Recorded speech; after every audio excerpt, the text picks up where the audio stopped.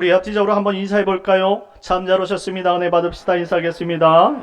인사하실 때 인사하시는 것처럼, 예, 우리 권사님도 훈련 받은 때처럼 여러분들 인사 잘 하십시오. 한 번에 막 10명씩 막 20명씩 눈썰미 있게 바라보시면서 누가 빠졌는가 이렇게 잘 살펴보시고 여러분들 안부를 전해줬으면 좋겠습니다. 여러분들 내일부터 5일 동안 우리는 고난주간 특별 새벽 기도로 모입니다. 여러분들 같이 기도하는 마음으로 동참해 주시면 감사하겠습니다. 학생들도 피곤하겠지만 같이 나와서 동참해 줬으면 좋겠어요. 좋습니다. 저 눈은 숨는 너무나 이뻐요. 오늘 본 말씀을 통해서 우리는 예수님의 마지막 성찬이라는 제목으로 은혜를 나누려고 합니다. 오늘 예수님께서 2000년 전 우리를 위해 십자가에 달려 죽으시기 위해 예루살렘 성에 입성하신 날이에요. 그것을 종료주일이라고 말하죠. 교회력은 예수님의 부활주의를 앞두고 예수님의 고난과 그리고 그 의미를 생각하며 세례와 성찬을 베푸는 성례주일로 섬기기도 합니다. 성례주일을 맞이하여서 우리는 우리 신앙의 가장 기초적인 성도의 성례전에 관해 살펴보면서 왜 우리가 성례에 동참해야 되는지를 묵상하려고 하는 것이죠.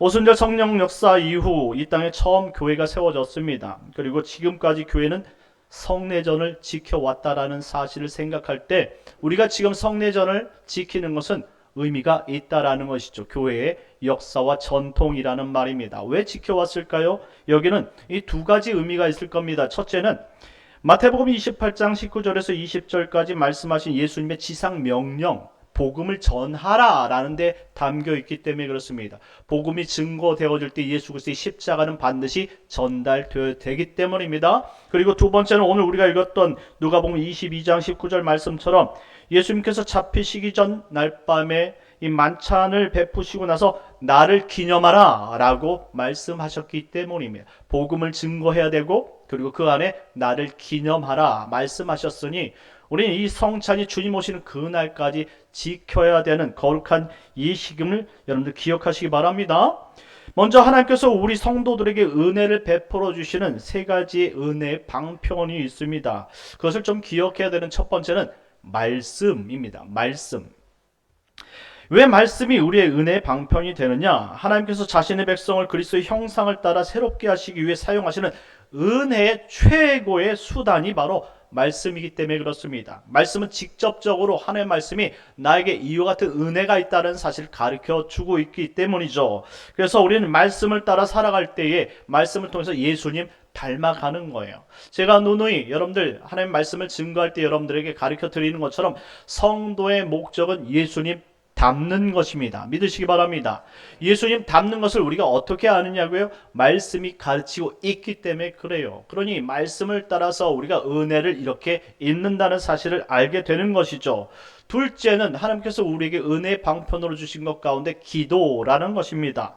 요한복음 14장 13절 14절 말씀에 보면 너희가 내 이름으로 무엇을 구하든지 내가 행하리니 이는 아버지로 하여금 아들로 말미암아 영광을 받으시게 하려 함이라. 내가 내 이름으로 무엇이든지 내게 구하면 내가 행하리라. 이와 같은 기도에 대한 약속을 주셨어요.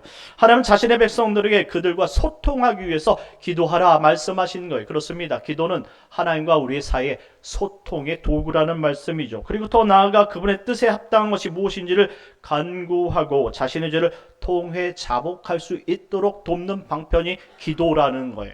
우리가 무엇이 죄라는 사실을 말씀으로 깨달았다면 이제 기도를 통해서 우리가 이와 같은 죄를 고백하는 것이죠. 그럴 때 우리 삶에 변화가 있고 깨끗함이 있고 정결함이 있고 성숙이 있는 줄 믿으시기 바랍니다. 그래서 우리에게 이와 같이 하나님의 말씀대로 살 수 있도록 그리고 하나님과 소통하고 정말 우리의 죄를 고백함으로 말미암아 우리가 이와 같은 삶을 산다고 고백할 수 있도록 은혜 방편으로 기도를 주셨다 이 말이죠. 그리고 세 번째는 성례전입니다. 오늘 성례전을 여러분과 같이 나누고자 하는 것이죠. 성례전은 곧 성례식이라 불러지고 세례와 성찬을 합한 거룩한 예식을 성례전이라고 말하는 것입니다. 우리가 믿고 따르는 웨스트민스터 신조에 보면 이 성례전을 이렇게 소개하는데요. 내적이고 영적인 은혜를 외부적으로 그리고 가시적으로 나타내는 표시라는 거예요. 우리가 받은 은혜를 외부적으로 나타내는 표시가 이 성례전이라는 거예요.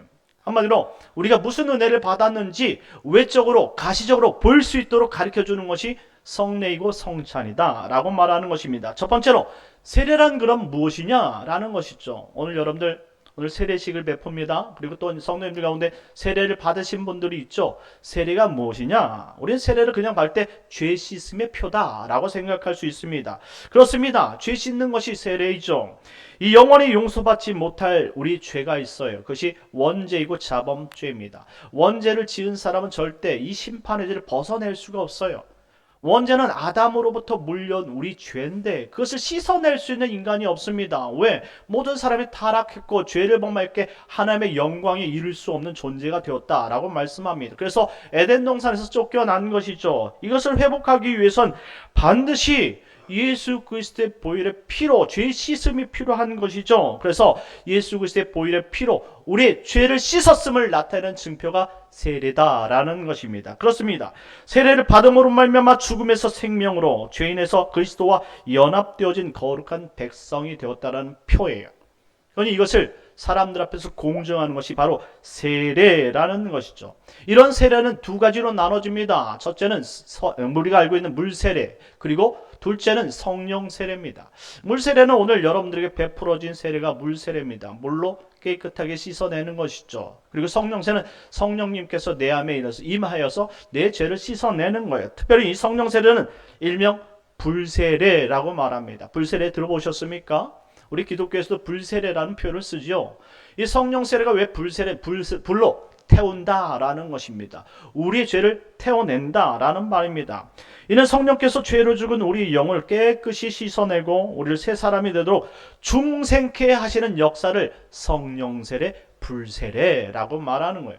그러니 주님께서 내 안에 들어올 때 성령이 우리에게 인치시고 우리가 죄인 되었다는 사실을 깨닫게 해주고 주님 나를 구원하시고 나를 용서하소서 라고 고백할 수 있게 하는 그 근거가 뭐냐, 그 동기가 뭐냐, 발단이 무엇이냐, 성령 세례라는 말입니다. 그러니 성령 세례가 있어야지 구원을 받을 수 있는 거예요. 거듭남의 역사를 경험하게 되고 하나님의 은혜가 무엇인지 비로소 알게 된다는 말입니다. 그리고 우리가 받는 이 물세례입니다.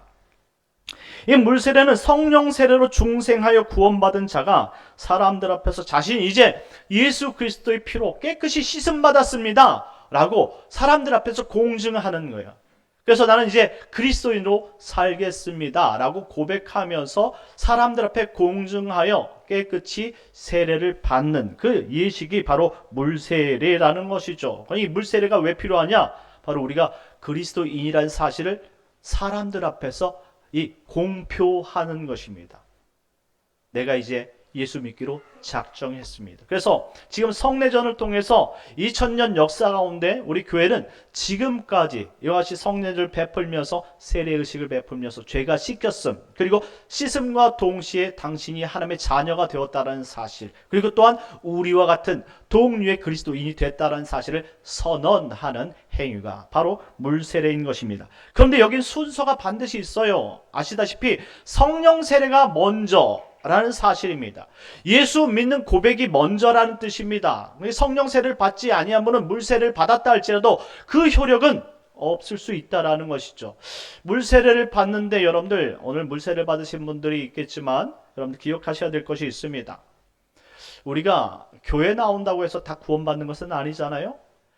교회 나온다고 해서 구원받지 못하는 이유는 예수 그리스도를 믿어야 구원에 이를 수 있기 때문입니다. 친구가 좋아서, 사람이 좋아서 오늘 교회에 나와서, 또는 누구 때문에 이끌림 받아서 이 자리에 나와서 있다 할지라도 우리가 진정 성령 세례로 거듭나지 않으면 하나님의 자녀라 불릴 수 없는 거예요. 근데 우리는 누가 거듭난 사람이고 누가 거듭나지 아니한 사람인지 몰라요. 그러니 이와 같은 세례를 베풀 때에 진심으로 예수 그리스도를 당신의 구주로 믿습니까? 라는 사실을 묻게 되는 것이고 그의 고백에 따라서 세례를 베푸는 거예요. 하지만 하나님은 다 구별하신다는 것이죠. 그래서 성령 세례가 물 세례보다 앞선다라는 사실입니다. 오늘 여러분들 세례 받으시는 분들은 내가 예수 그리스도를 믿어서 나의 죄가 씻김 받음으로 말미암아 구원에 이르고 내가 세례를 받음으로 하나님의 자녀 되었음을 고백할 수 있는 진정한 아름다운 세례 의식이 되길 예수님의 이름으로 축원합니다. 자, 그러면 그렇다면 성찬이란 무엇인가? 이 성찬이란 세례받은 백성들이 예수님의 몸과 피를 나눔으로 주님이 다시 오시는 날까지 성령 안에서 그리스도와 연합되어 있음을 확인하는 거룩한 예식입니다. 오늘 본문 말씀이 바로 그런 성찬에 관한 이야기입니다. 누가복음 22장 14절 말씀에 때가 이르매 라고 기록하고 있습니다. 이 말씀은 예수님이 유월절 어린 양으로 이제 잡혀 죽이시기 직전이란 뜻을 나타내는 것이죠. 그러니 예수님께서는 유월절 자신이 정말로 십자가에 달려 찢기시기 전에 제자들에게 이와 같은 성찬을 베품을 말미암아 내 피와 살이 어떤 의미인지를 가르쳐주고자 한다는 약속입니다. 그러니 얼마나 중요한 시간입니까? 지금 제자들은 아마 예수님께서 지금 오늘 저녁의 밤에 잡히신 날 사실을 알지도 못하고 있습니다. 하지만 예수님 그때를 알고 계시는 것이죠. 그래서 제자들과 지금 예수님의 지금 마음은 서로가 다를 수 있어요. 지금 예수님은 갈급하고 정말 중요한 순간입니다. 자신이 죽기 직전에 가장 하고 싶은 말, 그것이 유언이고 진실된 말인 것처럼 오늘 예수님은 지금 내 살과 피가 무엇인지에 대해서 그들에게 진정한 의미를 가르쳐 주고 싶었다 이 말씀이죠. 그러니 여러분들도 오늘 이 말씀을 통해서 예수님의 진정한 살과 피가 무엇인지 깨닫는 복된 시간이 되시길 예수님의 이름으로 축원합니다. 19절 말씀 다 같이 읽겠습니다. 19절입니다. 시작. 또 떡을 가져 감사기도 하시고 떼어 그들에게 주시며 이르시되 이것은 너희를 위하여 주는 내 몸이라. 너희가 이를 행하여 나를 기념하라 하시고 아멘. 예수님은 떡을 가져 감사기도 하셨어요. 얼마나 감사한 일인지 지금 목적지에 다 도달했다라는 표현입니다. 그리고 하나님 뜻대로 예수님께서 자신의 제자들을 불러 모은 모든 것들이 너무나 감사하다라는 것이죠. 그리고 제자들에게 나눠줍니다. 그리고 예수님이 나눈 떡을 자신의 몸이다 라고 설명합니다. 자신의 몸이다. 먼저 성찬에서 우리가 받는 떡은 예수님께서 우리가 받아야 할 죄의 형벌을 대신 받아 우리를 위해 자신의 몸을 대속물로 주신 찢기신 자신의 몸이다 라는 표현이에요. 당시 제자들은 그냥 나눠주는 떡으로 생각할 수 있었겠지만 지금 예수님은 이것이 내가 찢을 나의 몸이다 라는 표현이에요. 내 살을 찢어서 너에게 주는 것이다 라는 말씀이죠. 그것을 먹는 것은 나를 위해 죽으신 예수님의 몸을 받아들이는 것이다 라는 거예요. 그럼 오늘 여러분들 성찬을 베풀 때에 여러분들 특별히 이 떡을 받으시면 예수님이 나 때문에 찢기신 몸이다. 그것을 먹음으로 말미암아 내가 주님의 찢기심에 동참하는 것이다. 이 찢기심은 예수님의 죄가 아니라 내 죄의 그 찢기심이라는 거예요. 내 죄를 위해 찢기신 그 몸을 기억하고 주님의 몸을 내가 먹음으로 말미암아 그 아픔에 동참하는 것이고 거룩함에 동참한다는 사실을 기억하시기 바랍니다. 출애굽기 12장 9절 말씀에 보면 유월절 규례를 이렇게 이야기하죠. 하나님은 이스라엘 백성들에게 유월절을 지키기 위해서 어린 양을 잡아 이스라엘 백성들에게 머리와 다리와 내장을 불에 구워 먹으라 라고 말씀합니다. 머리와 다리, 내장은 어떤 표현일까요? 양 한 마리 전체를 뜻하는 단어예요. 한마디로 이 양을 구분할 때 머리, 다리, 그리고 몸통인데 그 몸통을 내장이라는 거예요. 내장을 얻는 것은 생명을 얻는 것이죠. 한마디로 온통 그 몸 자체를 먹으라라는 거예요. 한마디로 온전한 연합이 필요하다라는 거예요. 우리가 예수님의 비록 작은 포도주와 그리고 그 떡을 먹는 것이지만 그것은 내가 믿음으로 받아 먹을 때에 예수님의 죽으신 온전한 그 생명에 연합하게 되는 줄 믿으시기 바랍니다. 20절 말씀 다 같이 읽겠습니다. 20절입니다. 시작. 저녁 먹은 후에 잔도 그와 같이 하여 이르시되 이 잔은 내 피로 세우는 새 언약이니 곧 너희를 위하여 붓는 것이라. 아멘.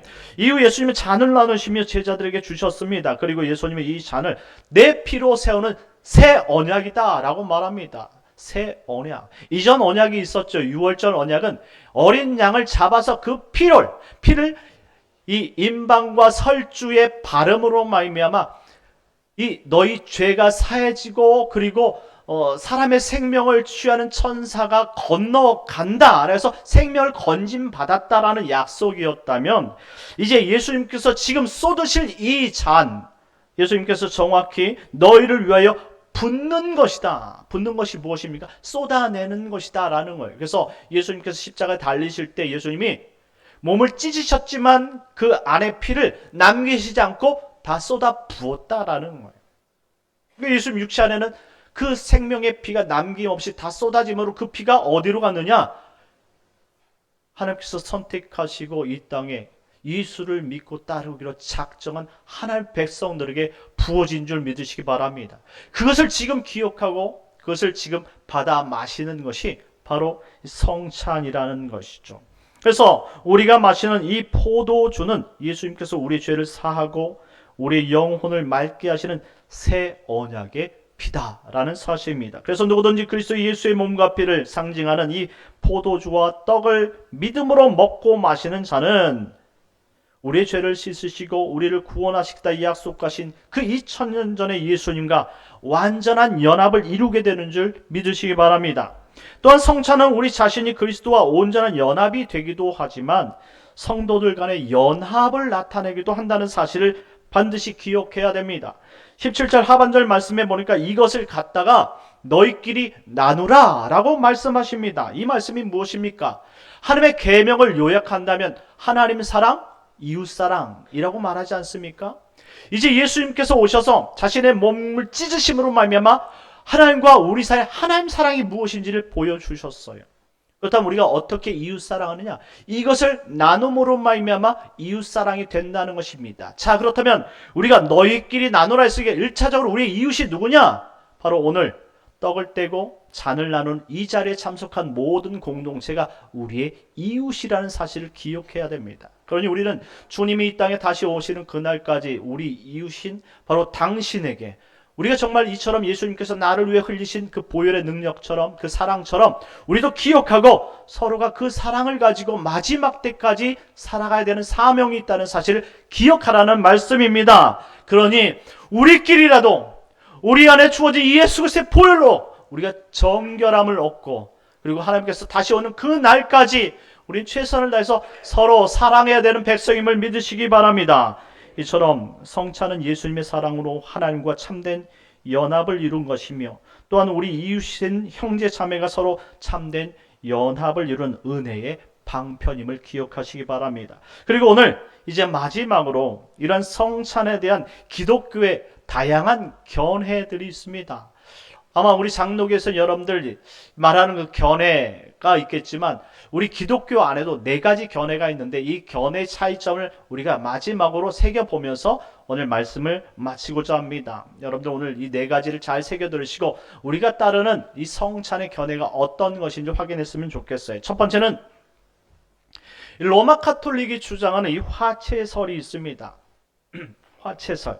한마디로 육체로 변화된다라는 의미입니다. 성찬을 차면은 성도들이 이 떡과 포도즙을 잡는 순간 이것이 예수님의 몸이 되고 피가 된다는 거예요. 한마디로 여러분들의 눈은 지금 떡을 보고 그 다음에 포도즙을 보지만 이게 실제로는 이것이 지금 예수님의 살과 예수님의 피라는 말이에요. 근데 이것을 봐야 된다라는 것이죠. 그래서 이와 같이 예수님의 실제적인 그 변화된 예수님의 몸과 그 피를 먹는 것이다 라고 말합니다. 하지만 우리는 여기에 동의를 하지 않습니다. 두 번째는 이 루터의 이 공제설, 공채설입니다. 성찬을 참여하는 성도들이 이 떡과 포도즙을 먹을 때 이 떡과 포도즙은 본체 그대로 있다라는 거예요. 지금 그대로 있는 것이지만 이것을 집어서 입속에 집어넣는 순간 카톨릭이 이야기했던 화채설처럼 예수님의 살과 피로 바뀐다는 것이죠. 우리도 이와 같은 주장을 따르지 않습니다. 종교 개혁자 루터가 이와 같은 공제설, 공채설을 주장하는 것은 그가 신부였기 때문에 그 신학 사상이 완전히 바뀌지 않았다는 사실을 우리가 살펴볼 수 있는 것이죠. 이제 세 번째는 이 쯔빙글리, 종교개혁자 쯔빙글리의 기념설입니다. 이 쯔빙글리는 무엇을 이야기해도 이 종교개혁자 루터의 이 반대적인 주장을 많이 강조했던 사람이에요. 서로가 상당히 이 신학적으로 서로가 대립되어 있는 그런 종교 개혁자들입니다. 쯔빙견이 이야기하길 성찬을 참여하는 성도들이 떡과 포도즙을 먹을 때 예수님의 살과 피가 실제적으로 임하거나 존재하는 것은 아니다라는 거예요. 단지 오늘 우리 누가복음에서 읽었던 것처럼 그 당시 예수님께서 기념하라 했으니 그 기념을 하는 것이 오늘 성찬이다 라고 그냥 잘라서 이야기했죠.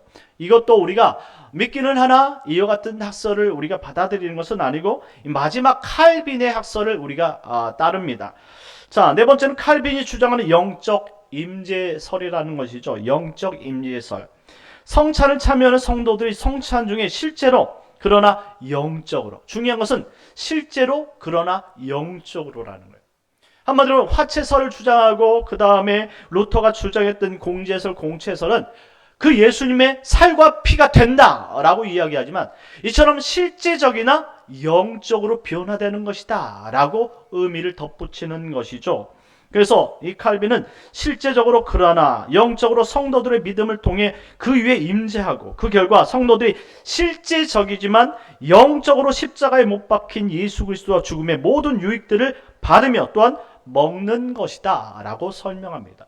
중요한 것은 믿음 위에 실제적으로 그러나 영적으로 임하는 것이다. 그래서 오늘 우리가 나눌 이 성찬은요, 우리가 이 떡과 포도즙을 받지만 이 떡과 포도즙이 그냥 빵과 포도 주스가 아니라 이것이 영적으로 주님께서 우리에게 흘려주시고 우리에게 찢겨주신 그 살과 피라는 사실을 알아야 된다라는 말입니다. 그래서 이 칼빈은 앞에 있는 모든 이런 성찬에 대한 다양한 견해들을 중립화시키고 온전히 체계화시켜서 바른 신학으로 만들었다는 것이죠. 사랑하는 성도 여러분, 근데 중요한 것은 성찬은 아무나 참여할 수 있는 것이 아니란 말입니다. 반드시 예수 그리스도를 이와 같이 믿고 세례를 받은 사람이 참여한다는 것입니다. 그래서 오늘 여러분들은 세례를 받지 않으신 분들은 참여할 수가 없어요. 그리고 또한 세례를 받은 성도라 할지라도 여러분들 성찬에 참여할 자격이 없는 사람들이 있어요. 죄를 짓고 회개하지 않은 사람들이요. 오늘 예수님께서는 고린도전서 11장 28절에서 29절 말씀에 이런 말을 덧붙여 설명하셨습니다. 사람이 자기를 살피고 그 후에 이 떡을 먹고 이 잔을 마실지니 주의 몸을 분별하지 못하고 먹고 마시는 자는 자기의 죄를 먹고 마시는 것이니라. 그러니 우리가 먼저 성찬에 임하기 전에 우리 삶 속에 죄가 생각나거든 하나님 예수 그리스도의 보혈로 나를 깨끗이 씻어주시고 주님께서 2000년 전에 나를 위해 찢기신 이 몸, 나를 위해 흘리신 이 피, 내가 받아들고 거룩한 인생 살게 하여 주옵소서. 이와 같이 여러분들이 회개하고 정결한 마음으로 여러분들이 오늘 이 자리에서 여러분 자신을 정말로 온전히 거룩하게 하시고 오늘 이 성찬에 참여하시기를 예수님의 이름으로 축원합니다. 우리 잠시 기도하겠는데요. 하나님, 오늘 우리의 죄가 있다면 하나님 용서해 주시고 이와 같은 성찬을 참여함으로 말미암아 하나님 큰 은혜 속에서 우리가